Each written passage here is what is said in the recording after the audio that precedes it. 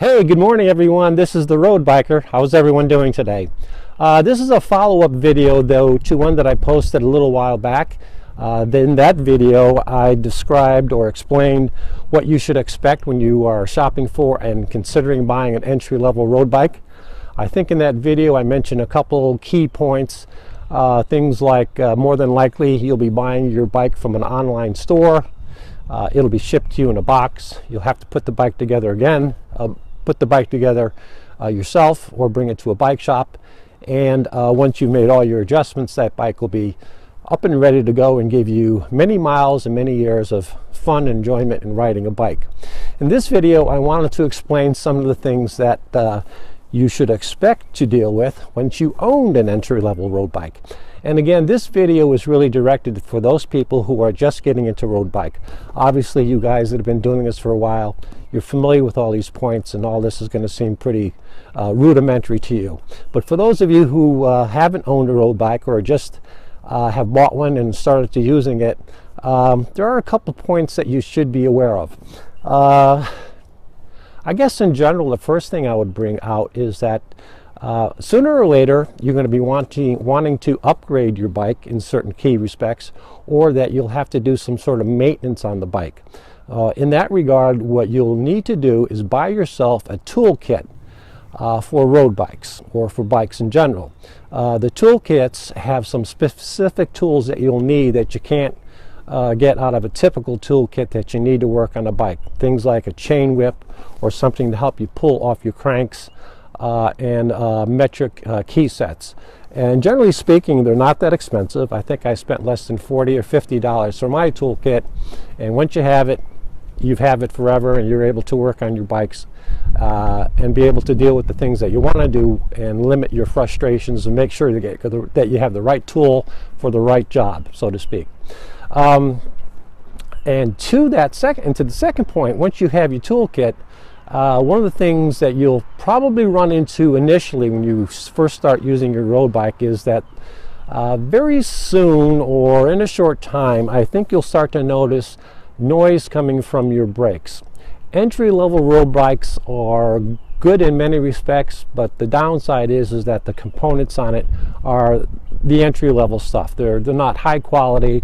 They work well. You have to maintain them.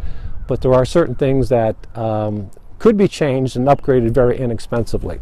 So one of the first things I would do on an entry-level road bike purchase is I would replace your brake pads with a better grade. I have a video on how easy it is to change those brake pads. I suggest that you take a look at. There's nothing to it. They're very inexpensive. You can buy brake pads for front and back for less than $20 online through a place like Amazon. The replacement brake pads are far superior than what comes with the bike. Highly recommend that you do that. Change your brake pads.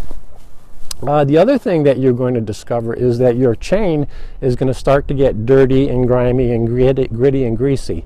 You really need to pay attention to cleaning your chain. It is not a difficult thing to do. I also have a video on how to do it. I personally use a spray bottle biodegradable degreaser to spray and clean off the chain. All you need to do is spray the chain with this degreaser. I use a very simple little brush to help clean between the cogs on the back cassette and along the chain and the chain ring. And then I use, where my water bottle will be, I use my water bottle to essentially just rinse off the chain. It works great. There's also two different kind of lubricants that you generally use for a chain. One is a wet lubricant and one is a dry lubricant. I personally like the wet one myself. Don't rely on something like WD-40 to lubricate your chain, especially if you're using a degreaser. It won't hold up. Get yourself a chain lube product that is designed for bicycles. The last thing I will mention is on an entry-level road bike, and specifically this road bike, and I would assume many in its category, come with a crankset that has 50 tooth on the large chain ring and a 40 tooth on the small chain ring. And what I discovered was that there are two basic categories of cranksets. a standard and a compact.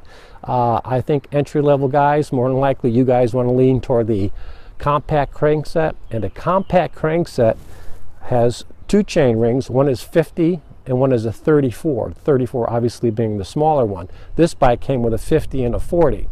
So what I also did was I spent another $20 and I bought a Shimano chain ring, 34 tooth, and I changed out that 40 tooth chain ring with a 34, and I will tell you it made a huge difference. Easier to climb hills. I climb hills faster. The bike is obviously a lot quicker to take off with when you're in that lower range. That is well worth the $20, and I would highly recommend that you do that somewhere down the line. Now, none of that's possible unless you've got that toolkit, so that's the first thing, get yourself a toolkit.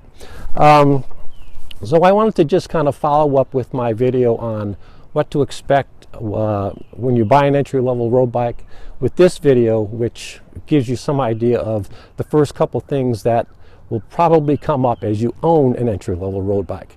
So change your brake pads, keep your chain clean, buy yourself a toolkit, and you'll be in good shape. Well, I hope you enjoyed this video, and I hope you will subscribe to this channel. Subscribe by clicking that subscribe box you see just right there.